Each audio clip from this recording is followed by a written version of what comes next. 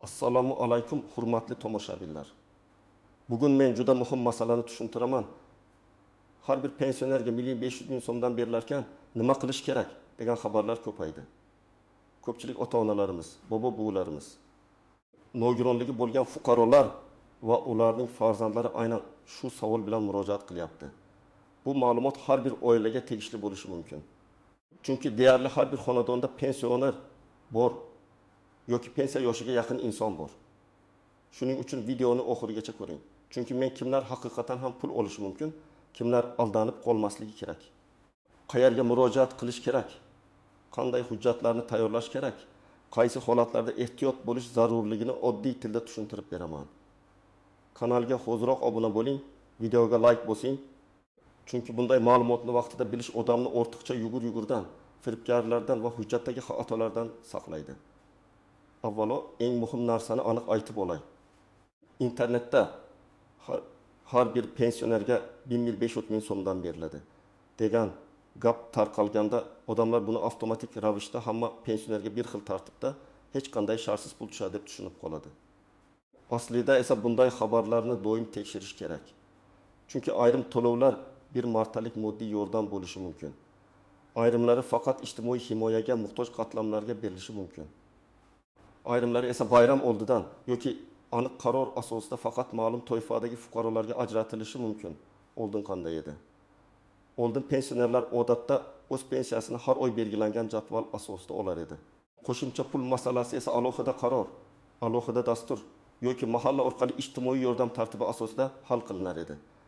Masalan, kam ta'minlangan oila, yolg'iz yashovchi pensioner, nogironligi bo'lgan pensioner.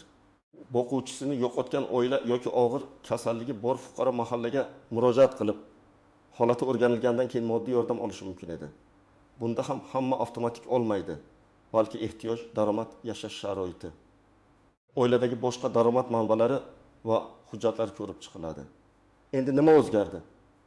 Odamlar orasida 1.500.000 so'm miqdoridagi to'lov haqida gap ketayotgani sababli ko'pchilik buni yangi qoida deb qabul qilyapti. Men ekspert sifatida sizga shuni aytaman. Biror to'lov haqiqiy bo'lsa, u albatta rasmiy manbalarda e'lon qilinadi. Ya'ni pensiya jamg'armasi, ijtimoiy himoya milliy agentligi, mahalliy hokimliklar, Maytonkov. Uz portali yoki tegishli vazirliklarning rasmiy sahifalarida aniq tartib ko'rsatiladi. Kimga beriladi, qancha beriladi, qachon beriladi? Arza kerakmi yoki avtomatik tushadimi? Bank kartaga tushadimi yoki naqd beriladimi? Bularning hammasi hujjatda yozilishi kerak. Agar xabarda faqat hamma oladi, tezda pasport rasmini yuboring, karta raqamingizni yozing deyilsa, bu juda katta xavf belgisi. Endi kimlar xavotir olishi kerak? Kimlar esa shoshilmasligi kerak? Shuni batafsil ko'rib chiqamiz. Birinchi guruh yolg'iz yashovchi pensionerlar. Masalan, 7-2 yoshli onaxon yolg'iz yashaydi, farzandlari boshqa viloyatda yoki chet elda doimiy yordam bera olmaydi. Onaxonning pensiyasi 900.000 yoki 1.200.000 so'm atrofida bo'lishi mumkin. Kommunal to'lovlar, dori-darmon, oziq-ovqatdan keyin qo'lida juda kam pul qoladi. Mana shunday holatda mahalla va ijtimoiy xizmatlar bu odamning ehtiyojini o'rganishi mumkin. Agar 1.500.000 so'mlik yordam aynan ehtiyojmand pensionerlar uchun belgilangan bo'lsa, bunday onaxon birinchi navbatda tekshirish kerak. Ro'yxatda bormi? Mahalla uni biladimi? İjtimoiy himoya yagona reyestrida qayd etilganmi? Hujjatlari to'g'rimi? Ikkinchi guruh nogironligi bo'lgan pensionerlar. Masalan, 58 yoshli otaxon ikkinchi guruh nogiron.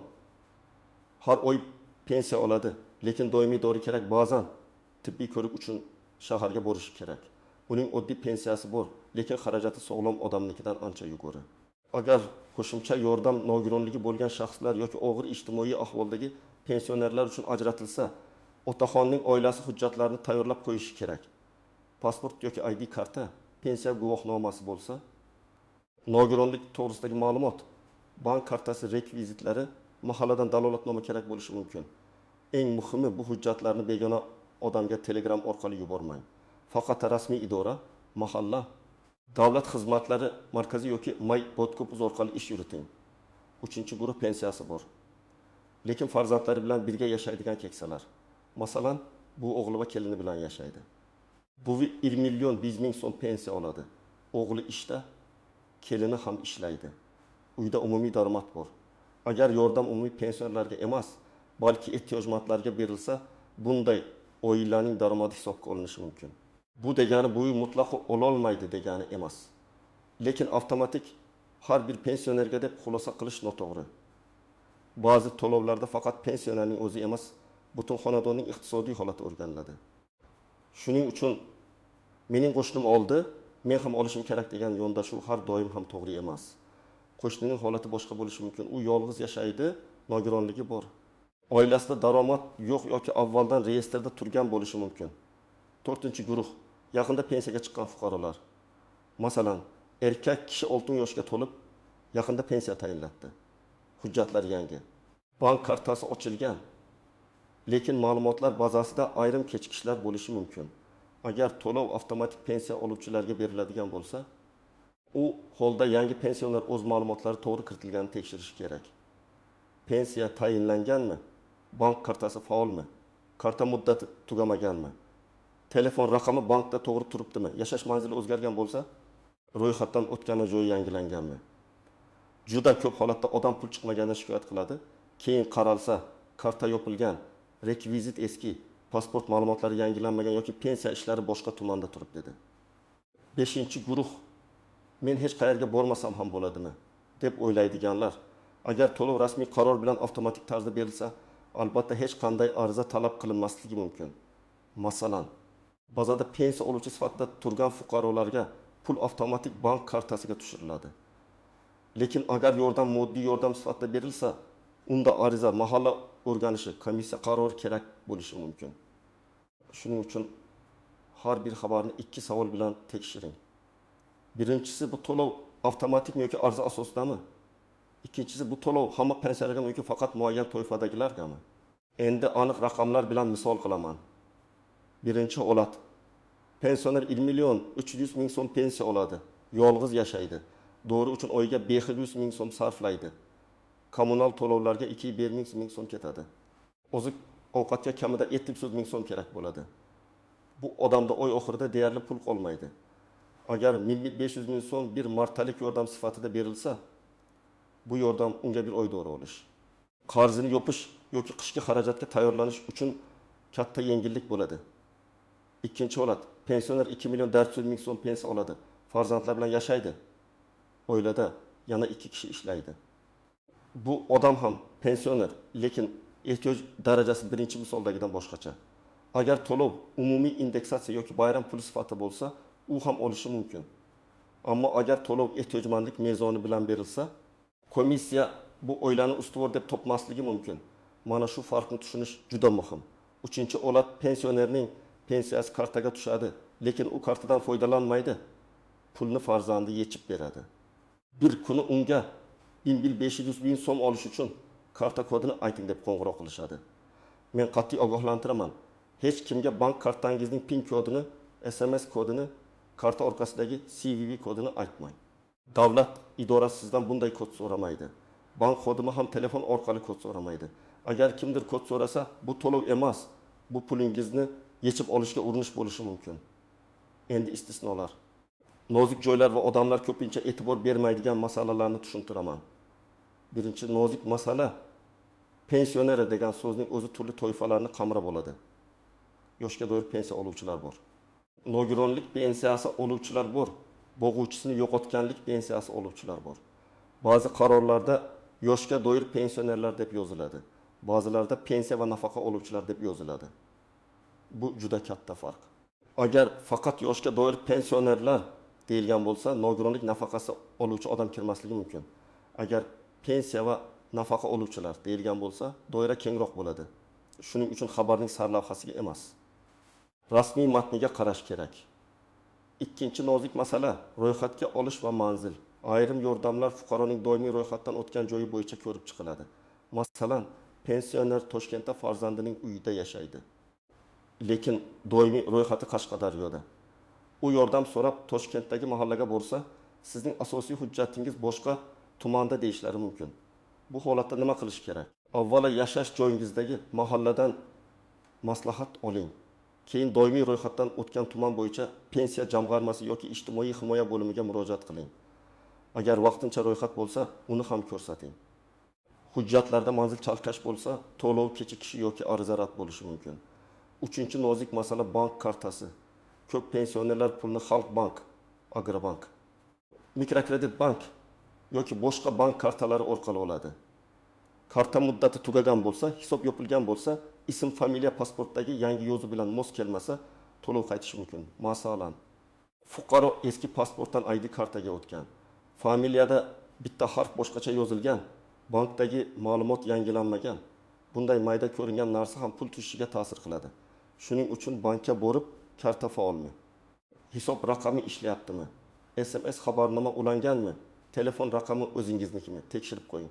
4-nozik masala qarzdorlik va ijro hujjatlari. Ba'zi fuqarolarda aliment, kredit, jarima yoki sud qarori bo'yicha ushlanmalar bo'lishi mumkin. Pensiyada ma'lum miqdor ushlab qolinayotgan bo'lsa, qo'shimcha tushumga ham ta'sir bo'ladimi yoki yo'qmi? Bu to'lovning huquqiy maqomiga bog'liq. Moddiy yordam sifatida berilgan ayrim mablag'lar alohida himoyalangan bo'lishi mumkin. Ayrim tushumlar esa bank hisobiga kelgandan keyin qarzdorlik sabab bloklanishi ehtimoli bor. Agar sizda bunday holat bo'lsa, bankdan va majburiy ijro byurosidan hisobingizga cheklov bormi deb so'rang. Shunchaki pul tushmadi deb kutib o'tirmang. 5-nozik masala firibgarlik. Hozir eng ko'p uchraydigan usul shunday. Telegram yoki Facebookda e'lon chiqadi. Menga 500 ming so'm olish uchun havolaga kiring deyiladi. Havola rasmiy saytga o'xshab turadi, lekin aslida soxta bo'ladi. Odam pasport raqamini, karta raqamini, SMS kodini kiritadi. Keyin kartadagi bor pul yechib olinadi. Rasmiy davlat saytlari odatda Govuz domenida bo'ladi. My.Gov orqali kirganda OneID bilan tasdiqlanadi. Hech qachon noma'lum havolaga karta ma'lumotini kiritmang. Ayniqsa tezroq qiling. Bugun oxirgi kun. Aks holda pul kuyadi degan shoshtirish usuli firibgarlarda ko'p uchraydi. Davlat to'lovi bo'lsa, tartib rasmiy bo'ladi. Qo'rqitish va shoshtirish bilan ishlamaydi. 6-nozik masala hamma oldi. Men olmadim degan vaziyat. Bu holatda darhol janjal qilishdan oldin 3 ta narsani tekshirish kerak. Birinchisi, siz aynan shu to'lov to'yfasiga kirasizmi? Ikkinchisi, sizning ma'lumotlaringiz bazada to'g'rimi? Uchinchisi, to'lov bosqichma-bosqich amalga oshirilmayaptimi? Ba'zan mablag'lar bir kunda hammaga tushmaydi. Bir tumanda ertaroq, boshqa tumanda kechroq bo'lishi mumkin. Bank texnik ishlovi ham vaqt oladi. Ammo rasmiy muddat o'tib ketgan bo'lsa, albatta yozma murojaat qilish kerak. Og'zaki javob bilan cheklanmaslik. Ko'p odam mahallaga boradi, sizga chiqmaydi degan og'zaki gapni eshitadi va uyiga qaytadi. Men buni to'g'ri deb hisoblamayman. Agar siz haqli deb o'ylasangiz, yozma ariza qiling. Arizada ism, familiyangiz, JSH raqamingiz, manzilingiz, telefon raqamingiz, pensiya turi, vaziyatingiz va so'rovingizni aniq yozing. Menga 500 ming so'm to'lov bo'yicha tushuntirish berishingizni, ushbu yordamga kiritilgan yoki kiritilmaganligim sababini yozma ravishda ma'lum qilishingizni so'rayman deb yozish mumkin. Yozma murojaatga yozma javob bo'ladi. Keyin uni yuqori tashkilotga ko'rsatish mumkin. Endi eng kerakli qism nima qilish kerak? Birinchi qadam, xabarni tekshiring. Siz eshitgan ma'lumotni qo'shnidan, Telegram kanalidan yoki tanishdan eshitgan bo'lsangiz, darhol ishonib ketmang. Pensiya jamg'armasining rasmiy sayfasi, Ijtimoiy himoya milliy agentligi, hokimlik axborot xizmati yoki My.Gov orqali tekshiring. Agar internetdan foydalanishni bilmasangiz, farzandingizdan yoki ishonchli qarindoshingizdan rasmiy manbani ochib berishni so'rang. Faqat skrinshotga ishonmang, chunki skrinshotni istalgan odam yasashi mumkin. Ikkinchi qadam, o'zingizning to'yfangizni aniqlang. Siz yoshga doir pensionermisiz? Nogironlik pensiyasi olasizmi?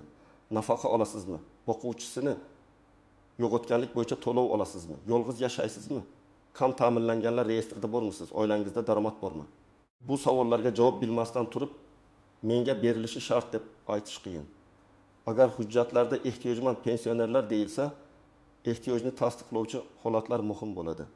Agar barcha pensiya oluvchilar deyilsa, mezon boshqacha bo'ladi. 3-qadam, hujjatlarni tayyorlab qo'ying. Odatda kerak bo'lishi mumkin bo'lgan hujjatlar ID karta yoki pasport, pensiya oluvchi ekaningizni tasdiqlovchi ma'lumot, bank kartasi yoki hisob raqam rekviziti, yashash manzili bo'yicha ma'lumot, nogironlik bo'lsa tegishli ma'lumotnoma, yolg'iz yashash holati bo'lsa mahalla dalolatnomasi, og'ir kasallik bo'lsa tibbiy hujjatlar. Hamma holatda ham bu hujjatlarning barchasi talab qilinmaydi. Lekin oldindan tayyor bo'lsa, murojaat tezroq ko'rib chiqiladi. Hujjatlarni tartibli papkaga soling, nusxalarini alohida saqlang. Asl hujjatni begona odamga berib yubormang. 4-qadam. Mahallaga murojaat qiling. Mahalla raisi, xotin-qizlar faoli, hokim yordamchisi yoki ijtimoiy xodim sizning hududingizdagi birinchi aloqa nuqtasi bo'lishi mumkin. Ulardan aniq so'rang. 1500 ming so'mlik yordam bo'yicha rasmiy tartib bormi? Mening to'yfam kiradimi? Arzi kerakmi?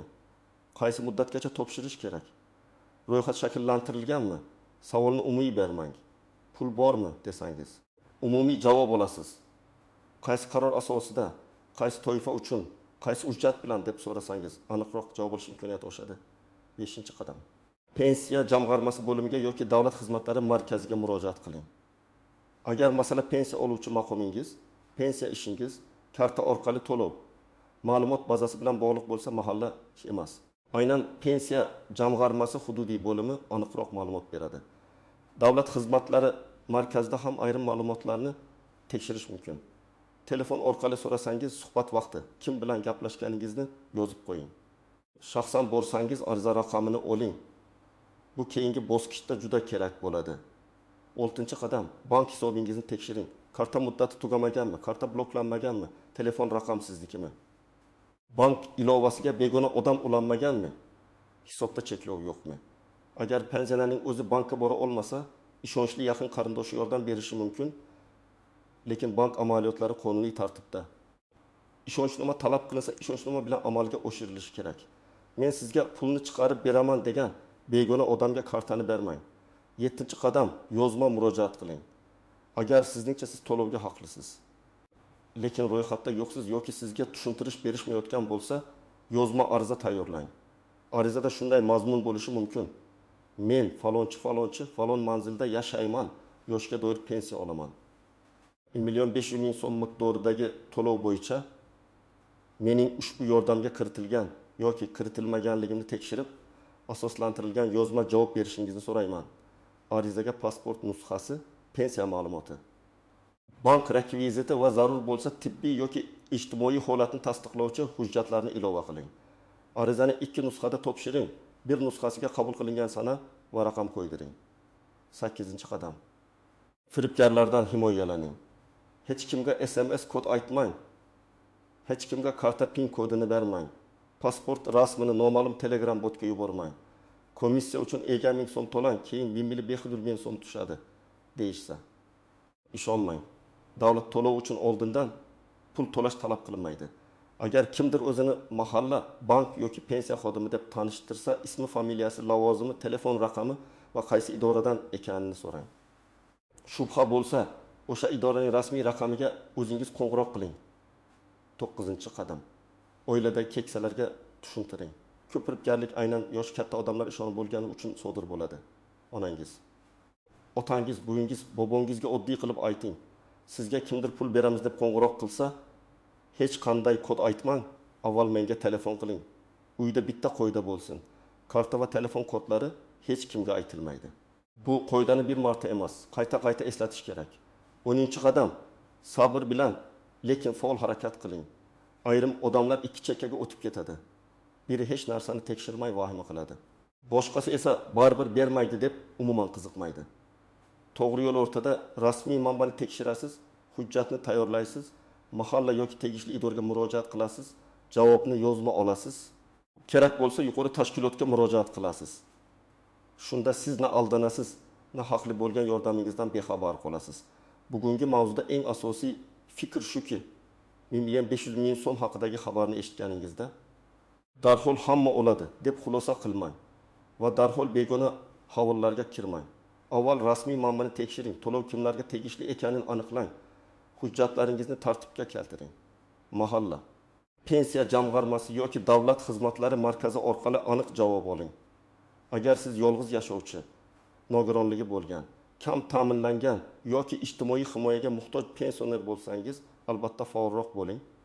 Chunki bunday yordamlar ko'pincha aynan siz kabi fuqarolar uchun muhim bo'ladi. Men sizlarga yana bir bor eslataman. Hech kimga SMS kod, PIN kod, karta ma'lumotlarini bermang. Rasmiy to'lov bo'lsa, u qonuniy tartibda beriladi. Oldindan pul so'ralmaydi. Noma'lum bot orqali karta kodi talab qilinmaydi. Sizning eng kuchli himoyangiz bu rasmiy ma'lumot, tartibli hujjat va yozma murojaatdir. Fikringizni kommentariyada yozing. Sizning hududingizda milliy 500 ming so'm bo'yicha qanday ma'lumot berilyapti? Mahallada tushuntirish bo'ldimi? Kimdir olganmi yoki hali kutyaptimi? Video like bosing. Kanalga obuna bo'ling. Kanalga obuna bo'ling. Yani pensioner qarindoshlaringizga yuboring. Chunki bitta to'g'ri ma'lumot bir oilani firibgarlikdan, ortiqcha yugur-yugurdan yoki o'z haqini bo'y berishdan saqlab qolishi mumkin.